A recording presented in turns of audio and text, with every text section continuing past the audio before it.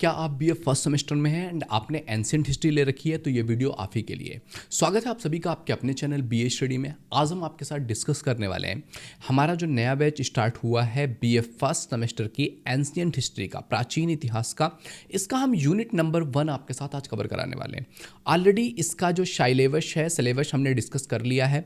आज हम डिस्कस करने वाले हैं यूनिट नंबर 1 को और प्रॉपरली समझने वाले हैं कि यूनिट नंबर 1 में आपको क्या क्या चीज़ें पढ़नी है, क्या सिचुएशंस हैं और उसमें क्या क्या चीज़ें आपको जानने की ज़रूरत है। और जब आपसे एग्जामिनेशन में इससे रिलेटेड क्वेश्चन पूछा जाएगा तो आप इसका आंसर कैसे करने वाले हो। तो ये सारा कुछ आज हम इस वीडियो में जानने वाले हैं, तो वीडियो में अंत तक बने रहिएगा। अभी तक अगर आपने चैनल को सब्सक्राइब नहीं किया है तो प्लीज़ चैनल को सब्सक्राइब करके अपना सपोर्ट ज़रूर दिखाइए। ओके, तो चलिए स्टार्ट करते हैं। तो जो यूनिट नंबर 1 है ना, इसका नाम है भारतीय प्राचीन इतिहास के पुनर्निर्माण के स्रोत। कि भारतीय प्राचीन इतिहास का पुनर्निर्माण का स्रोत क्या है। कि अगर आपको भारतीय प्राचीन इतिहास को जन्म देना है, दोबारा से उस इतिहास को जीना है, दोबारा से उस इतिहास का निर्माण करना है, तो उसके निर्माण के स्रोत कौन कौन से हो सकते हैं, कि कहाँ से हमें उस इतिहास के बारे में जानकारियाँ मिल सकती है। तो उन सारी चीज़ों के बारे में आज हमको इस वीडियो में समझना है। ओके, तो जब भी आप एक सेकंड के लिए सोचो कि प्राचीन टाइम के बारे में आपको पता कहाँ से चलेगा। क्या से 1000 साल पहले, 10,000 साल पहले क्या हुआ था, आपको कैसे पता चल सकता है। आपके पास कितने ऑप्शंस हैं इस चीज़ का पता करने के लिए। या तो आप किसी अपने पूर्वज से जाकर के पूछोगे जो 50, 60 साल, 70 साल, 80 साल होगा, मैक्स टू मैक्स 100 साल होगा। उससे पूछोगे तो 100 साल की हिस्ट्री बता पाएगा, और वो भी हिस्ट्री का ही बता पाएगा, वो बस अपने आसपास की चीज़ें ही बता पाएगा। बहुत कुछ कि हर जगह पे क्या हुआ था वो बताया नहीं जा सकता है, या पूरे सोसाइटी में क्या होता था वो बताया नहीं जा सकता है। ओके, तो कहीं ना कहीं आपके पास एक बहुत लिमिटेड एक्सेस होगा, या फिर किसी जगह पर मे बी कुछ खुदाई हो रही है और खुदाई में कुछ चीज़ें निकल जाए जो हमें प्राचीन टाइम के बारे में कुछ चीज़ें बताएं। ये एक ऑप्शन हो सकता है, जो जिस ऑप्शन को हम पुरातत्व बोलते हैं, कि खुदाई के माध्यम से भी हमें बहुत कुछ चीज़ें पता चली। जैसे मोहनजोदाड़ो के बारे में पता चला, हमें खुदाई के माध्यम से ही तो मिला है। अदरवाइज हमें पता ही नहीं था कि मोहनजोदाड़ो जैसी कोई सभ्यता भी एग्जिस्ट करती थी आज से 5000 साल पहले। सिंधु घाटी सभ्यता भी एग्जिस्ट करती थी, हमें पता ही नहीं था। ये सभ्यताएं, मेसोपोटामिया की सभ्यता, ये सारी सभ्यताएं हमको कहाँ से पता चली हैं? पुरातत्व से पता चली हैं। कि जब खुदाई किया गया और खुदाई में कुछ कुछ चीज़ें निकलने लग गई, फिर उनकी खुदाई एक्सपैंड किया गया और बड़े रूप में खुदाई किया गया, फिर पता चला कि पूरा पूरा शहर नीचे बसा हुआ था। एक टाइम पीरियड पर यहाँ पर पूरा शहर बसता था। वो चीज़ हमें कहाँ से पता चली? पुरातत्व के माध्यम से। और उसके बाद एक ऑप्शन हो सकता है जो कि रिटर्न कहीं पे हो, कहीं बुक्स के रूप में हो, धार्मिक बुक्स के रूप में हो, सोशल बुक्स के रूप में हो, प्राचीनतम बुक्स में बहुत कुछ चीज़ें मिल जाएं, तो वहाँ से कहीं ना कहीं हम हिस्ट्री को कैलकुलेट करने के बारे में सोच सकते हैं।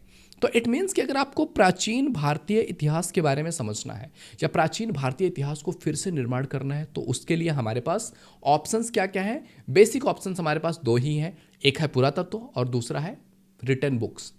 ओके, तो अब देखते हैं कि भारतीय प्राचीन इतिहास के निर्माण करने के स्रोतों में कौन कौन से स्रोत हैं। तो जैसे आप देख लो कि पहला स्रोत आ जाता है आपका क्या, अभिलेख। दूसरा स्रोत आ जाता है आपकी मुद्राएं। तीसरा स्मारक। चौथा वेद।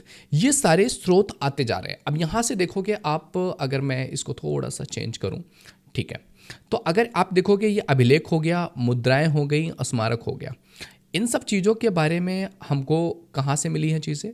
तो ये सब चीज़ों के बारे में हमें पुरातत्व, इनको हम पुरातत्व के रूप में लिख सकते हैं कि ये पुरातत्व वाले पार्ट हैं, जो कि कहीं ना कहीं स्मारक भी कहीं ना कहीं खुदाई के माध्यम से मिला है, या फिर हमने स्मारकों को ध्यान दिया है, वहाँ पे कुछ रिटर्न फॉर्म में है, बट वो रिटर्न फॉर्म किस में है? पत्थरों में किया गया है, कहीं गुफाओं में किया गया है। तो ये सारी चीज़ें क्या है, ये आता है आपका पुरातत्व के बेस पे। और उसके बाद जितनी भी ये सारी चीज़ें हैं, ये क्या है, आपके साहित्यिक स्रोत हैं। ये पुरातात्विक स्रोत है और ये क्या है, साहित्यिक स्रोत है। तो 2 तरह के बेसिक स्रोतों में बटा हुआ है। जब भी आप इतिहास को समझने जाओगे तो आपको पता चलेगा कि इन 2 तरह के, एक पुरातत्व और एक आपका साहित्यिक स्रोत, इन 2 तरह के पार्ट्स में पूरा इतिहास बटा हुआ है। अब जब आप देखोगे कि प्राचीन इतिहास को समझना, इसमें सबसे पहला नाम आता है आपका अभिलेखों का। अब अभिलेख क्या होता है कि किसी ऐसी जो है तत्व पर चीज़ें लिखी गई हों जो बहुत लंबे समय तक सस्टेन किया जा सकता हो, यानी कि कहीं पर कुछ चीज़ें गुदवाई गई हों, पत्थरों पे लिखवाया गया हो, वो कहलाता है आपका अभिलेख।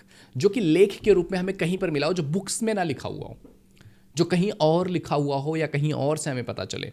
तो इसमें आता है आपका स्तंभ लेख, कि बहुत सारे स्तंभ आपको भारत में मिल जाएंगे जिस पे कुछ ना कुछ लेख लिखा हुआ है, जिससे हमें उस समय के इतिहास के बारे में पता चलता है। जैसे कि अगर आप देखोगे अभी फतेहपुर सीकरी में जो गेट बना हुआ है, वो फतेहपुर सीकरी का वो गेट कब बना था? जब अकबर ने गुजरात पर विजय प्राप्त की थी, तो उस विजय की खुशी में उसने एक गेट बनवाया हुआ था।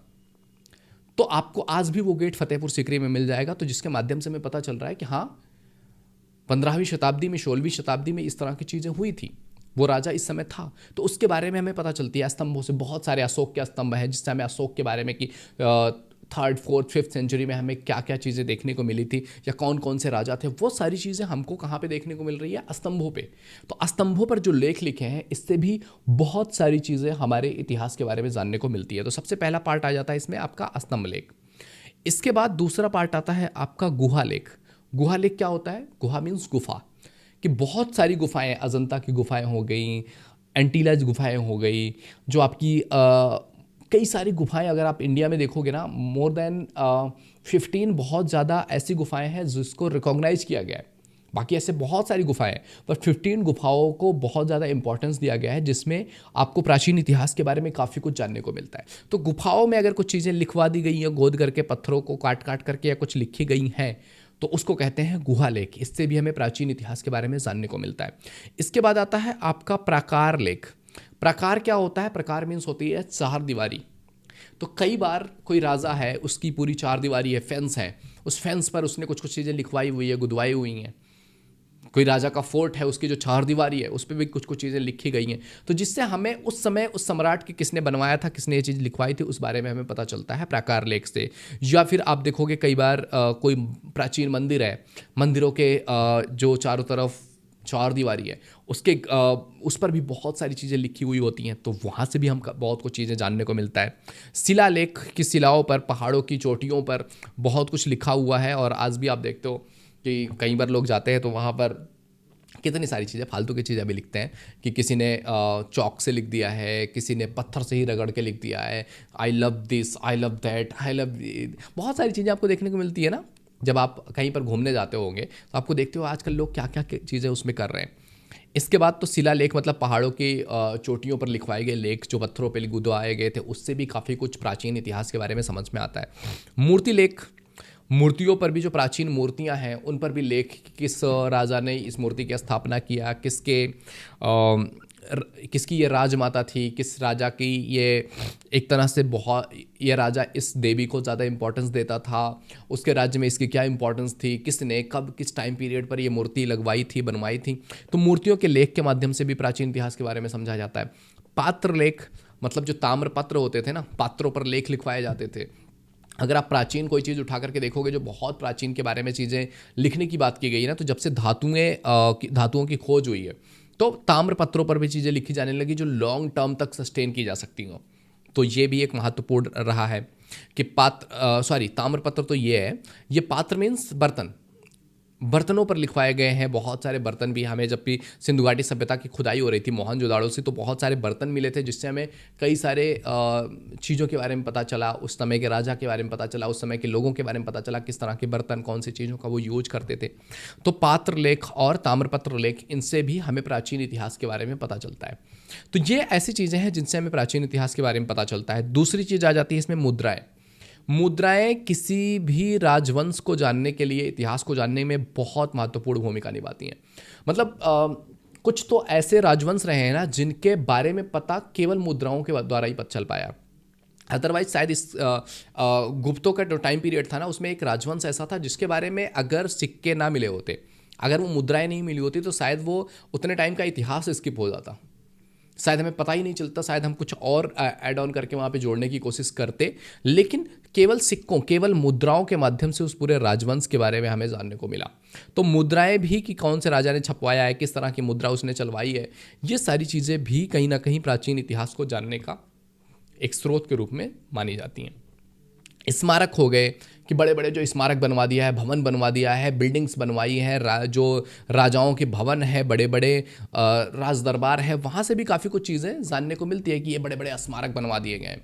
और स्मारकों से भी हमें काफ़ी कुछ सीखने को, जानने को, समझने को, उस समय की कला, उस समय के साहित्य, उस समय के लोगों का माइंडसेट, क्योंकि जो भी चीज़ें आप एक्सपीरियंस कर रहे होते हो ना, जो भी चीज़ें आपके कल्चर में होती है, कहीं ना कहीं आप वो चीज़ें एक्सप्रेस करने की कोशिश करते हो, कहीं ना कहीं वो आपकी कला के माध्यम से एक्सप्रेशन आ जाता है। जैसे एक साहित्यकार है ना, एक साहित्यकार क्या करता है कि जो भी उसकी समझ है, जो भी वो सोसाइटी में देख रहा है, जो भी उसकी इनर फीलिंग्स है ना, वो फीलिंग्स को कैसे व्यक्त करता है, वो अपने साहित्य के माध्यम से व्यक्त करता है। पोएट है, वो अपने कविताओं के माध्यम से व्यक्त करता है। ऐसे ही जो एक कलाकार है, जो आर्किटेक्ट है, वो क्या करेगा, स्मारकों को बनाते हुए अपनी कला का, अपनी विचारों का प्रवाह करेगा, मुद्राओं में मुद्राकार करेगा। तो जो भी जिसके अंदर जो टैलेंट है ना, वो इंसान अपने काम के थ्रू वो चीज़ एक्सप्रेस करने की कोशिश करेगा। तो ये है आपका जो है स्मारक के थ्रू भी चीज़ें पता चली। इसके ये तीन चीज़ें ऐसी हैं जो कि आपका पुरातत्व के बीच में आता है। इसके बाद स्टार्ट करते हैं हम साहित्यिक स्रोतों के बारे में। तो जब भी साहित्य की बात होगी और साहित्यिक स्रोत की बात होगी, तो प्राचीनतम अगर साहित्य इस दुनिया में उठा करके देखा जाएगा, और अगर specially in the context of India देखा जाएगा, तब तो आप बहुत क्लियर हो। या वर्ल्ड इतिहास में भी सबसे प्राचीनतम पुस्तकों के रूप में नाम आता है किसका? ऋग्वेद का। प्राचीनतम पुस्तकों में नाम आता है ऋग्वेद का। और ऋग्वेद क्या है? वेद। तो वेदों का ही पार्ट है। 4 प्रकार के वेद होते हैं, उनमें से एक वेद क्या है? ऋग्वेद है, जो प्राचीनतम इस दुनिया का लिखित एविडेंस वाला कोई चीज़ है। ओके, तो वेदों के माध्यम से भी हमें काफ़ी कुछ जानने को मिला है कि जब वैदिक टाइम पीरियड था,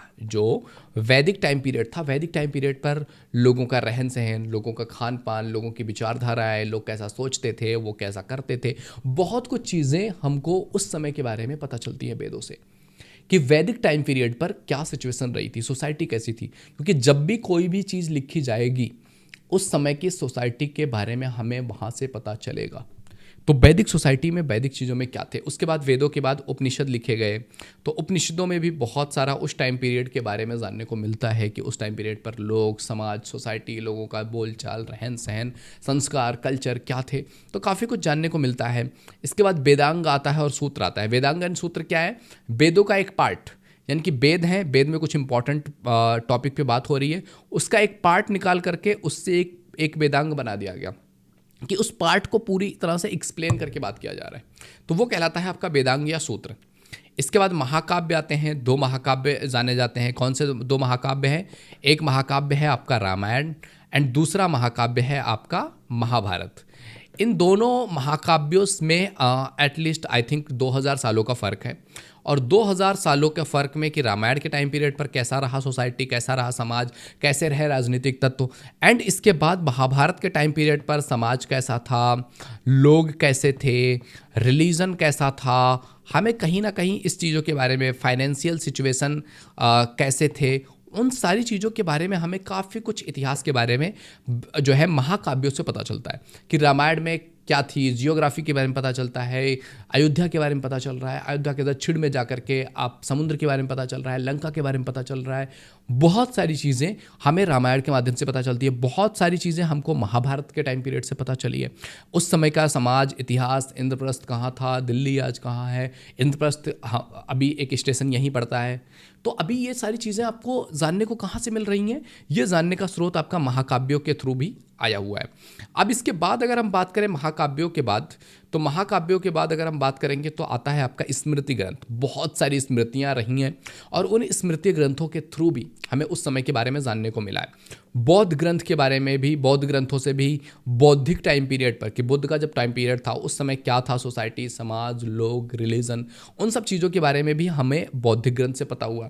इसी तरह से जैनों के अपने ग्रंथ हैं, उन ग्रंथों के माध्यम से उस टाइम पीरियड के बारे में चीज़ें एग्जैक्टली क्लियर हो पाई। और ये सारी चीज़ें चलती रही थी। इन्हीं बीच में फिर कुछ लौकिक साहित्य भी थे। ये सारे साहित्य क्या है? जैसे जैन ग्रंथ हो गया, बौद्ध हो गया, स्मृति, महाकाव्य, वेदांग, वेद, ये सारी चीज़ें, उपनिषद, ये सब क्या है? ये सब धार्मिक ग्रंथ हैं। लेकिन कुछ लौकिक साहित्य के उस समय लोगों ने अपने समाज, अपनी सोसाइटी को लेकर के बहुत सारे विद्वानों ने अपनी अपनी किताब लिखी है। जैसे कि अगर आप प्राचीन टाइम पीरियड में आप देखोगे, चाणक्य की बुक थी, जो चाणक्य की बुक रही थी, वो चाणक्य की बुक क्या थी? वो कोई रिलीजियस बुक नहीं थी, बट अर्थशास्त्र की एक बहुत इंपॉर्टेंट बुक समझी जाती है एक चाणक्य की बुक।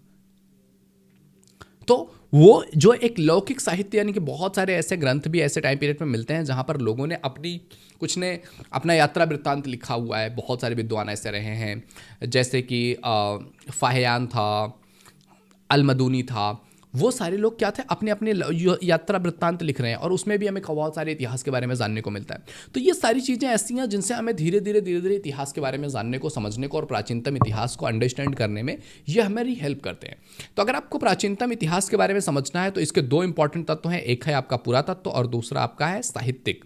तो इन दो स्रोतों से हमें पता चल सकता है, जैसे कि फॉर एग्जाम्पल अगर यहाँ जैसे मोहनजोदाड़ो की मैंने बात की, आपका सिंधु घाटी सभ्यता की बात की, मेसोपोटामिया की सभ्यता की बात की, ये जो सभ्यताएं हैं इन सभ्यताओं का कहाँ से पता चला है? पुरातत्व से पता चला है, कि खुदाई के माध्यम से पता चला है। कि मे बी अभी अगर हम जहाँ यहाँ पे बैठे हुए और मेरे सामने आईपैड है, मैं एक एप्पल पेन से राइट कर रहा हूँ, मे बी मेरा फ़ोन है, मे बी लाइट्स हैं, बोर्ड है, रूम है, पंखे हैं, अगर ये किसी बेस पर कुछ हो जाता है यहाँ पर अचानक से और ये ज़मीन में चली जाती है या फिर ये टूट जाता है और ये मलबा बन जाता है और धीरे धीरे जो है ज़मीन ऊंची होती जाती है और एक टाइम के बाद इसकी खुदाई की जाती है और वहाँ पर ऐसा कोई तत्व निकलेगा, आईपैड जैसा या ये पेन जैसा, बोर्ड जैसा, तो एक तरह से अनुमान लगाया जा सकता है कि यहाँ पे कुछ तो मीटिंग वगैरह चल रही थी शायद, या कुछ ऐसी चीज़ें चल रही थी। तो कहीं ना कहीं जब भी पुरातत्व की बात की जाती है तो हम चीज़ों के माध्यम से क्या करते हैं, अंदाज़ा लगाते हैं कि ऐसा रहा होगा।